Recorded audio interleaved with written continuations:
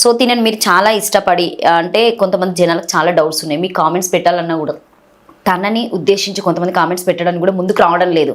So కొంతమంది మనసులో ఉంటుంది, ఎందుకు చిన్నిని చేసుకున్నాడు, సమ్ రీజన్ ఏంటి, దేనికి అట్రాక్ట్ అయ్యి చేసుకున్నాడు, ఎందుకంటే అంటే మీరున్న దానికి బేసిక్గా మీకు కూడా మంచి అమ్మాయిలు వస్తారని చెప్పేసి మాట్లాడుతూ ఉంటారు అందరూ. సో దానికి కొంతమంది పెట్టలేక కూడా అడిగే వాళ్ళు కూడా ఉంటారు, దానికి మీరు ఏం ఆన్సర్ చెప్తారు? ఎగ్జాంపుల్ చెప్తాను. ఫస్ట్గా నన్ను చూసారు కదా, నన్ను చూస్తున్నారు కదా, అంటే నా ముఖం చూసినా నా మాట చూసినా పడతారా పడరా పద్ధతిగా ఉంటాయి అమ్మాయిలు. చెప్పండి, మీరు చెప్పండి, పడతారా పడరా అంటే పడతారా లేదా? ఇష్టపడతారు జనరల్ గా, ఎందుకంటే కలవిడిగా ఉండే వాళ్ళతోనే ఎక్కువగా మూవ్ ఆన్ అవుతారు ఎక్కువ అమ్మాయిలు అయితే. ఒకప్పుడు లక్ష్మి నుంచి లావణ్య దాకా అన్ని నాకు లెక్కలేదన్నమాట. ఇప్పటికి అలా ఫోన్ నా పేరు ఎందుకు కలిపావు అందులో అంటే ఎగ్జాంపుల్ చెప్తున్నా మేడం, నేను ఒకప్పుడు అన్ని నావే.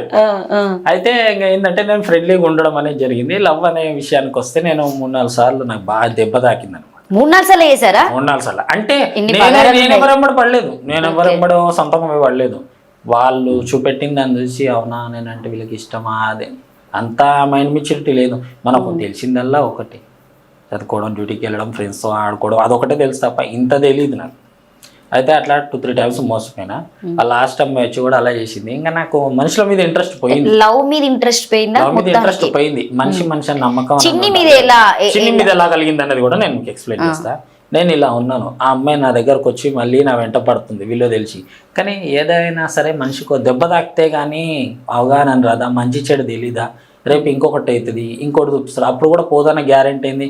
సో ఆ అమ్మాయిని అక్కడనే పెట్టినా. ఎంతో కొద్దిగా అంత ప్రేమ ఉంటుంది కదా నాకు. ఆ అమ్మాయి పోస్ట్ పెడితే సరే అని లవ్ సింబల్ ఇచ్చిన.